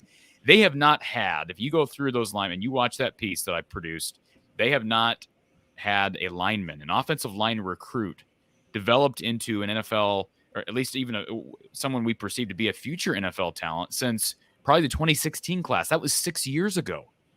I mean, Linderbaum was a defensive tackle coming out of high school. And I give him credit. They developed him into an offensive lineman. But no, there are concerns right now. But you can point a lot of different directions. Was it Tim Polasek? Was he the problem?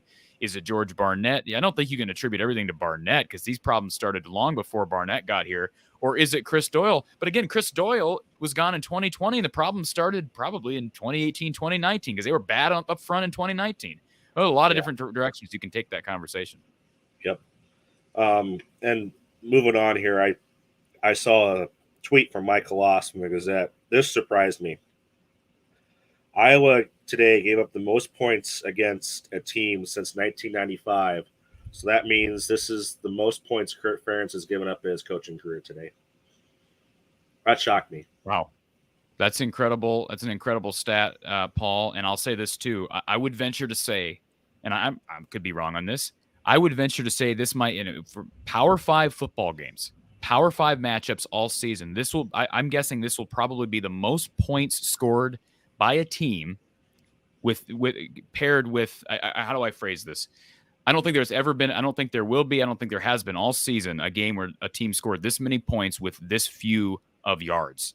Like I said, I keep going back to that. 360 yards, they put up 54. Yep. That's just insane to me.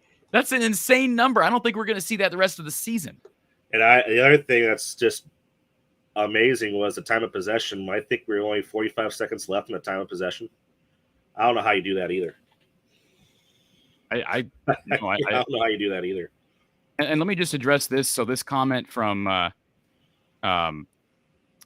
Dewukin. Okay, so he's bringing up, of course, Tristan Wirfs, who was, I give him, you're right, he was a 17 kid. All right, the video I published was, as you know, Paul, was mainly 18, 19, 20, and 21. So I shouldn't say the last 6 since 2016. They did have Wirfs in 17, and I believe Alaric Jackson was 16 without looking back. So, okay, I'll give you that. They had Tristan Wirfs in 17, and then, of course, Linderbaum that developed into an offensive lineman. So I'll give you that. Yeah, and being from Mount Vernon, Wirfs played both sides of the ball as linemen. So whatever they recruited him as. So. And how much did they? I mean, I don't mean to take away from that, but boy, he was. How much did anybody really need to develop Tristan Wirfs? I mean, let's just say that he was not Austin Blythe. He was not Ike Betger. He was not what's the guy from the Ravens whose name escapes me? Marshall Yonda. He was not Yonda. Wirfs was a freak. Not taken away from what Iowa did, because they obviously got him ready for the league. But he's kind of the exception to the rule. Yeah, he would be. Absolutely. Then I also found it interesting just looking up at Sports Reference after this game. The last time Iowa did not go bowling was 2012. So I think that's going to happen. And I went and looked at Kurt Ferentz's worst year, his first year when he only won one game. Do you want to know, Corey, how many points per game they had when the season was done? Tell me. 14.7. Do you want to know where they're at right now? 13? They're at 14 even. Yep. So that's pretty bad. This could be statistically the worst offense under Kurt Ferentz's career. Worse than the one game win year. That, and the sad part is, looking at that, they actually scored 31 points that year against a team. that there's no way this team could do that. Absolutely Well, they scored 27 against Rutgers. They scored 27 against Nevada. But I don't think they're Right, getting into the 30s. I mean, the Rutgers game, they got help from Nevada's terrible. Rutgers, they got help from the defense. 14 points is scored from the defense. So that's a fair point. But then looking at that 99 year, there was only one game that didn't score a touchdown, and we're up to 3 now, right? Offensive touchdown. I think you're right.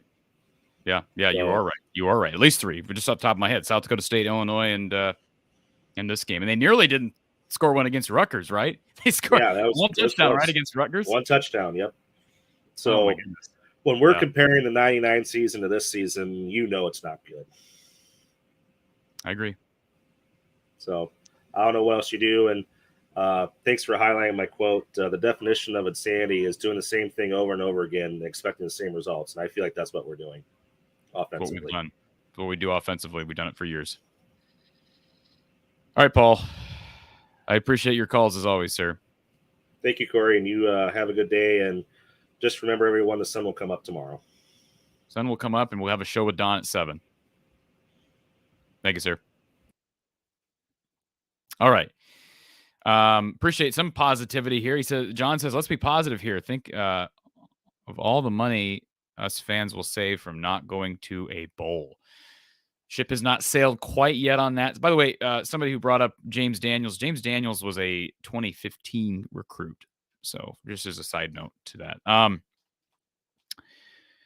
Jordan, one of our premium subscribers. Thank you, Jordan, for being a subscriber. What are the odds of Petrus making the start next week, or have we fully moved on? I'm not going to say we fully moved on. I think Padilla will start. I'd say 80% chance Padilla starts. I think they're going to give him a game. But as they proved against Nebraska last year, the leash is shorter for the shorter guy, Alex Padilla. CS Music Factory. Corey, what are the chances we see Barnett go over Brian at the end of the season? Oh, man, I sure hope not, because George Barnett doesn't deserve that. I think Brian is gone. So I think that Kirk, I'll give him the benefit of the doubt that he will not fire a guy after 2 seasons, because I don't think that's fair to an offensive line coach that inherited a problem. And I know they played well in 2020. Hard to put any stock in that after all we've seen here. All right. Roman says, didn't say anything was invincible. The run game was a concern, talking about Ohio State, but putting up that many points on a defense that is top 15 at least is impressive regardless of circumstances. And let me just acknowledge this to Ohio State fans. I am not, by me saying Iowa's defense was impressive, trying to take anything away from Ohio State. I think Ohio State very well could be the best team in the country. I really believe they probably are. And some of the throws that C.J. Stroud made in the second half, wow. That's what an offense is. And I'm just surprised they didn't get more than 360 yards. But credit to the Iowa defense. The Ohio State offense is legit. Those numbers, 360 yards, Iowa holding them to 66. Those are impressive numbers for Iowa, but impressive numbers you could say for Ohio State too, because they're going up against one of the best defenses in the country in Iowa, and they did it. Iowa was doing it without a capable offense. Eric, question: can we get Paul Chryst as the OC? Well, good question. I believe he's a former quarterback, right? That wouldn't be a terrible. That would not be it would be a Kirk Ferentz type of move, but of course something has to happen with Brian before that could potentially come into play. The voice of college football, Mark Rogers, is here, holding Mayan Williams to 19 yards on 10 carries is unheard of. Remarkable rush defense. I agree. What improvement too. Remember, they struggled to contain Blake Corum, and I think the pair of running backs Ohio State has are every bit as dynamic as Blake Corum is. I agree with Mark. Tremendous effort on the ground by this Iowa defense. BJ, is Keegan Johnson not playing because he knows how bad our offense is? He can't be hurt this long, can he? Again, from what I've been told, I'm not comfortable repeating what I've been told because it's not on. I can't confirm it, and it's not something that Keegan has divulged and not something the university has stated publicly. But I get the feeling that we're probably not going to see Keegan the rest of the year. I'll just say that. I would be surprised if we see him in an Iowa uniform next year as well. I'd just be surprised. Not saying it's impossible, but I'll be surprised. Charles, thank you for the compliment, Charles. Always appreciate you being here and for everybody being here. Trent brings up a good comment. How about a flea flicker? When's the last time Iowa ran pitch back to quarterback? Been a long time. Michigan State, Don's brought this up a number of times. Michigan State runs that multiple times per year, and it tends to work. Even though Michigan State's not having a great year, that Mel Tucker and that offense, they've ran it at least once or twice every year since he's been there. I don't think Iowa's ran that for 3-4 years. Steven, appreciate the super chat. Does this mean Padilla will be the QB moving forward since he was favored in the second half instead of Petrus? I would venture to say that he is the quarterback against Northwestern, but the leash is shorter, as I mentioned a minute ago, for Alex. So I would not be shocked to see Petrus play again this season. I'm rooting for Alex to play better because I think he gives them a better chance to win. But we'll find out as long as they give him a chance against Northwestern. Ryan disagrees with me, says that Brian will not be gone next year. I see a lot of people disagree with that. Okay, well, we'll see. Steve doesn't agree. I don't either. I just have a feeling I think they'll find a way for him to move on. I just do. I think it's going to be hard to defend keeping him on, although it's hard to defend keeping him on right now. James, who tried to call in earlier but had to get going before we got to him. My question is, why are we in 7 games in and just now seeing Padilla? Fair question. That's a question for Kirk Ferentz. Let's get to our caller on hold. Thank you for calling Iowa Postgame here from the Hawkeye of the Storm and Iowa football at the voice of college football. Who's on the line? CJ from Cedar Rapids. Hey, CJ. Hey, so I don't know if you've noticed this, but have you noticed the last 3 or 4 years, Iowa has really struggled coming off a bye week? Do you think that's just because that's coaching, or do you think it's players, or what do you think it is? I think it's a valid point, CJ, and part of it is they've had bye weeks before 2 teams they don't match up very well with. They don't historically match up well with Wisconsin. They got their tails beat in last year against Wisconsin out of the bye week, and of course they're just completely overmatched against Ohio State. So opponent has a lot to do with it, but clearly it doesn't appear that a bye week has made any difference in Iowa's performance. Yeah, I feel like a few years ago there was a meme going around about oh, we have a bye week, here's another week that we're not gonna do anything, and I know you said that during the bye week that they should plan for 3 or 4 teams or two or 3 teams to get to bowl eligibility, but it doesn't even seem like they did that.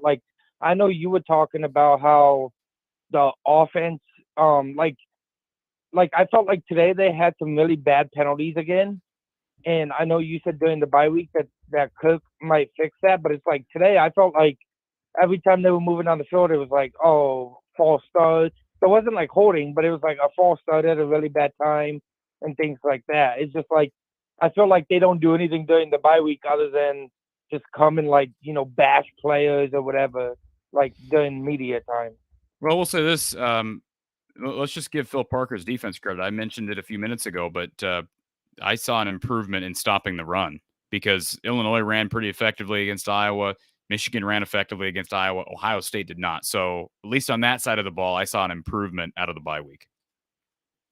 Yeah, that's true. Do you think, and I've noticed even today, when Padilla is in the game, do you feel like the offense is a little smoother? Even today, him even I know he struggled at times, even after the interception and fumble, him booting out to the right, I freaked out for a second because I was I haven't seen a quarterback scramble like that at Iowa in a few minutes. And even though he hit Laporta for 5 yards or 6 yards, I got excited because I was that's what we should have had in the first half, was him playing because that one interception that Petras threw, that was the pick 6. It's because he didn't step up. He saw the guy rushing and just stayed there. If Padilla was in, he probably would have stepped to the right or the left and at least thrown it. There was a play where a linebacker or something was blitzing and Padilla was almost sacked and he threw it away and he still almost hit, I think it was Laporta or something, and the TV was oh, that's a sack. Oh no, never mind, he got it away. And I was that would have been a sack for Petras. Padilla almost hit the guy at least. Yeah, I mean, that's the advantage of having a guy who's even semi-mobile. And Alex Padilla, he's not a dual threat, but he is semi-mobile. And I honestly wish, I think it's a failure on Iowa's part for not rolling him out more in the second half. I hope that they integrate that more against Northwestern, but they didn't really do that much last year when he was playing. So I think play to his strengths, get him rolling out to the right and see what he can do with his arm and with his legs. Yeah. What was your thought about what I was thinking was going to happen was after the interception and fumble, I was worried Cook was going to roll Petras back out there and be like, see, look, he's actually not better than like, you know, how like sometimes Petty Cook can be Petty Cook. Yeah. I thought he was going to be like, oh, look, see, Petras isn't, Petras is better than him because of that. But like the interception, in my opinion, wasn't really on him because Laporta like tipped it. It looked like it was like in Laporta's hands and he just little bit out like tipped it to the defender. Little bit out in front of him. But yeah. But you're right. It was not anything like Spencer's first two interceptions, which were just egregious. Yeah, I agree with the caller earlier. So I was actually helping my parents move some stuff, and it said Iowa won the toss, and I'm like, oh, well, they won the toss. They should go defense first, and then they picked offense, and I was like, well, that was a stupid decision because it would have been nice to like, you know, defense, get momentum and stuff like that, and then get going. Instead, it was like, I didn't even know, like, Petras threw that interception. I didn't see it, but I saw, like, all the media on Twitter, and they're like, that was the worst throw we've seen. And I'm like, oh, crap, how bad was it? And then they replayed it, and I'm like, geez, that was really bad. There was, like, 8, like, Buckeye defenders over there, and he was, like, trying to boot to the left and stuff. So, another thing is, did you see Justin Britt tweet the period? Tweet the what? So when I think after Petras' second interception, he just tweeted a period. Like he was mad, but he just tweeted a period. He tweeted and then deleted it. But just a period, like he was pissed off at something, and just and then put the period, and then just deleted it afterwards. I didn't see that, but I'm glad you brought it to my attention. I was not aware. But yeah, he's tweeted he's had a couple of tweets that he's deleted in the last few weeks. Yeah, because people were like, don't worry, man, we feel you or something like that. And then later on, somebody's like, look, an active player tweeting stuff. It must be really bad.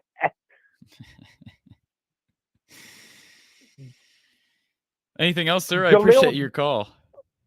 Yeah, no, that's it. Thank you. All right, man. Have a good night. You too, bye. Yeah, I appreciate everybody now commenting periods. I'm going to escape this question. So Shadow Uken apparently is just defending Kirk, which is fine. Would you rather have a bowl game every year or 3 10-win seasons to 1 terrible season? Normal coach compared to Kirk Ferentz. Please actually answer a question I ask. I'm sorry. It's kind of a run-on question, and I'm a little bit gassed here. I would rather, let me simplify it and answer your question because I appreciate you being here. I would rather have a team, a coaching staff that understands how to have a semi-capable offense. I'd rather not have the worst offense in the FBS. That's my complaint. It's not anything about Kirk and his record and whatnot. It's about having a capable offense. That's all it is. We're talking about these last 2 seasons. I don't care what happened 10 years ago. I'm talking about the last 2 seasons. Yes, they won 10 games last year, but the offense has been abysmal. So I know we're beating a dead horse. By the way, I like your guinea pig. Let's get to our next caller. Thank you for calling from the Hawkeye of the Storm and Iowa football, the voice of college football. Who's on the line? Hello? Hello? Caller, can you hear me? Yes. Yes, you're on the air, sir. Hey, this is Brian down in Arkansas. I've called in a few times. Hey, Brian, how are you? Good. First of all, I appreciate you having your show for us to vent our woes and wees on. Absolutely. I appreciate it. But I agree with you, Corey. Number one, if that would have been Petrus when Padilla threw the ball away, Petrus would have kept that ball and we would have had a sack and loss of yards. there's no way Petrus would have threw that ball away like Padilla did. I agree. Also, everybody wants to kind of rant on the score of the game, but when you go for it on 4th and 1 and you don't get it, and you give a team like Ohio State, which is ranked, second in the country, great field position, the score is going to be run up. Yeah, you're right. You're right. Even when you can hold a team to nothing, they're going to get 3 out of it, and they got that like 3 different times, right? 9 points to field goals where the defense did nothing wrong, and they give up 9 points. And can I ask you a question? Is it true that Ohio State's defense scored more points than Iowa's offense? Oh, I'd have to go back. I really don't know how to answer that because I'd have to go back and do the math. Because I believe they did. Well, let me look here. Scoring plays. Let's see. Well, again, if we're just counting, are we counting field goals that came off of turnovers? I'm just asking if the defense scored more than the offense. No, they didn't score more than the offense unless you're. Let's see here. No, but I mean, if you're again counting points off turnovers, let's see, points off turnovers. Have that number here. Let me see. I haven't even looked at the official box score. I've been ranting here for the last hour and a half. I understand. I understand. Let's just look though. They've had 6 turnovers plus the Torrey Taylor gaff. And they had points off turnovers. Yeah, Ohio State had 17 points off turnovers. So, and again, I don't think that's including the Torrey Taylor gaff. That'd probably bring the total to at least 20. I think they scored a field goal off that one. So, yeah, that's a lot. That's a lot. That's a lot. And also, like I said about the score being run up, did you also notice that when Ohio State scored those last few touchdowns, they were on excellent, excellent plays? I mean, the quarterback needled it right where it's supposed to be. Excellent catches, excellent receiving. I mean, come on. It wasn't like they were just gimmies. I thought the defense had one heck of a game. Yes, they did. I agree. And that's crazy that I'm saying that when Ohio State scored 54. But I agree. I'm just so proud of Phil Parker. You have to watch the game. I know. Even if you're not absolutely. an Iowa fan, you have to watch the game. Agree. Proud, very, very proud of this defense. Very proud of the defense. I was too. In the words of Paul Rhodes, I am so proud. Yes. And I agree with you again. About that one person that wrote something about Padilla. You're coming in against Ohio State, against that defense of Ohio State. You're coming in you're down 16. And you're not nervous? Come on. I agree. And you're at Ohio State. Yeah. You're not at Kinnick. I mean, come on. To say he's not nervous, I mean, come on. That's ridiculous. Absolutely ridiculous. I agree. And like we discussed, we don't know if that was his first time with the first string offense taking a hike. We don't know what he's been doing in practice or he's been practicing with. So, I mean, the whole thing is just ridiculous. So I hope they don't go back to Spencer against Northwestern. We'll see. It wouldn't surprise me in the least. One thing we know one thing for sure, sir. We know that myself and Coach Patterson will be here again next week, breaking it all down, even if they do. Well, and we also know that nothing's a surprise anymore. That's absolutely right. Good show, Corey. I appreciate you. Thank you, sir. Appreciate the call as always. All right. Reminder to donate to the channel in the description below if you're watching from the Hawkeye of the Storm or Iowa football at the Voice of College Football. Make a note that it's for the Iowa channel. Venmo, Cash App, PayPal. And appreciate everybody being here. If you're interested in sponsoring any of our content, including Iowa Postgame with Coach Don Patterson or Iowa Postgame with Coach Gary Close, as we approach the start of men's basketball. Of course, women's basketball will have some content in there as well.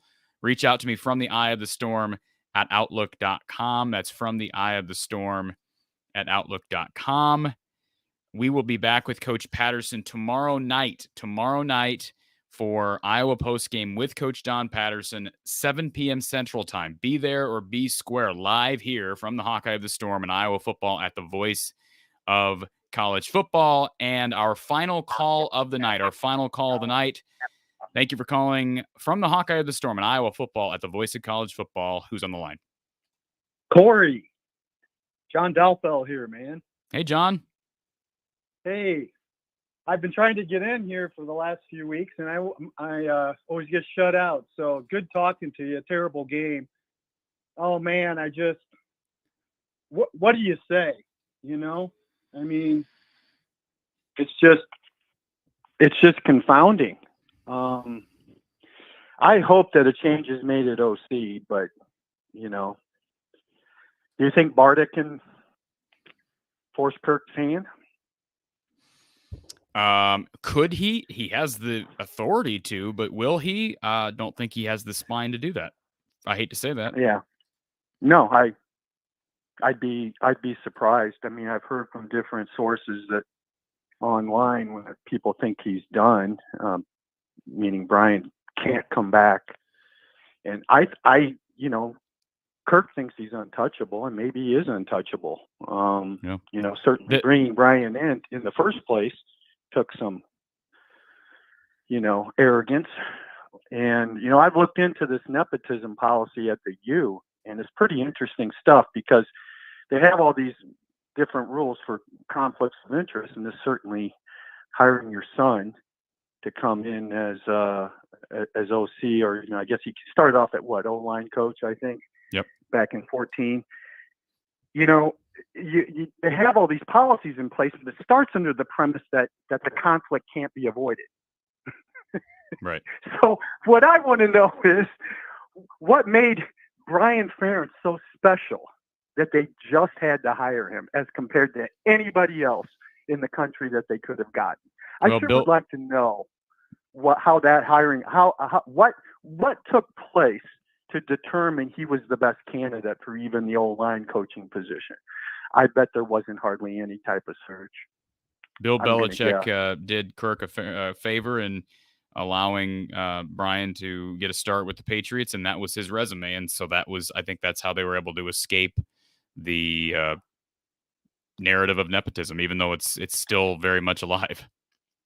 Well, then it gets worse because the second phase of this is when he got promoted to OC. So they would have had to go through the same analysis with respect to, is there a way to avoid the conflict? Yeah, absolutely. You don't hire him as OC. So they would have had to have done some type of search and be able to say he was the best option, because under the nepotism policy. No, hold on a second. Let me interrupt you. I know what you're saying, and I'm not saying you're wrong, but it's just like them promoting Brian to QB's coach during the offseason. They did no search. They did no search for that. Right. There was no search. They promoted with them. Then they violated you by. Well, sure they did. Sure they did. They did. And that needs to be exposed, and that's something to take to them at press conferences. Yeah. That's what needs to be talked about, because otherwise this doesn't go away. I mean, they're going to ride this out, hope that they can get another 9-10 win season next year with Phil Parker, and it all will be well. It's just frustrating from my standpoint personally. I bought season tickets. We were pretty excited. The group of us that go and thought this was going to be we had a chance to have a pretty good season. They tried Spencer out there the first game of the year, and he was just awful. And so the not getting, I go back to what you've been harping on all along here, is that this thing fell apart when they didn't get somebody in the portal. And the arrogance and the stubbornness to not see that they didn't have somebody on campus that was going to be able to elevate the game. Because you knew that after Michigan, and you sure as heck knew it after Kentucky. Because Spencer had an opportunity to take them down the field and win the game, and what did he do? What did he do? He did the same thing he did today. He threw a pick. Yeah. So, and it's not just quarterback, but their refusal to use the portal is very much a concern all around. I call it malpractice. But there's no accountability. And frankly, as a fan, Corey, right now, I'm going to go to the game next week because I paid for the tickets. Mm-hmm. But the only reason I'm going to go is I'll have fun with friends and we'll talk and blah blah blah, and, chat and maybe Padilla has a good game and it's worth I'll be watching. anxious to see but how other he than plays. That, what's that? I'll be anxious to see how he plays if he plays. Well, he should play. I agree. Right. I mean, there's no reason not to play him. Are you gonna have Spencer come out there? Who knows? I mean, this is so. I've been keeping track of Keaton Slovis because I thought that was the perfect fit for Iowa. He's a pretty good quarterback. He's had a pretty good year for Pitt. Not great. I mean, but they're competitive. They're 4-2, I think, and yeah, he's thrown for over 1,600 yards. Why the heck didn't they go after him? Don't know. I mean, I don't get it. He was out of their league. I don't know. I don't know. Did they even try? No. No, they didn't. I doubt it. So I don't know where the program is going. I'm concerned. I think Womansky said it well, and maybe some others that you got to be concerned with where this offense is going. I mean, the recruiting has been pretty good. I would say above average for Iowa the last few years, and we've had some good quarterback recruits, and if this Marco Linez gets on campus, that would be a positive. But I don't think there's anybody to coach him. Yeah. Give me some reason to think it's going to be better next year, I guess, Corey. I can't give you that reason other than I think there will be some coaching changes, and I'll leave it at that. I appreciate you calling, sir. I'm going to wrap this show up, but yep. I appreciate care. It's good you talking calling. to you. Yep, we'll be on live with Don tomorrow. Feel free to call back in. Yep. Thank you, sir. Bye. Yeah. All right, folks. Appreciate everybody being here. Thank you, Lemansky, for the super chat. Very much appreciated. Peter's here as well. Thank you, Peter. Lisa. Thank you, Lisa, for being here. Appreciate your positivity. And Spaceboy74, always happy to provide a platform for Hawk fans who are mourning a loss. We'll be back tomorrow with Coach Patterson, 7 p.m. Central Time. Until then, have a great evening and try not to think about Iowa football. Have a good night.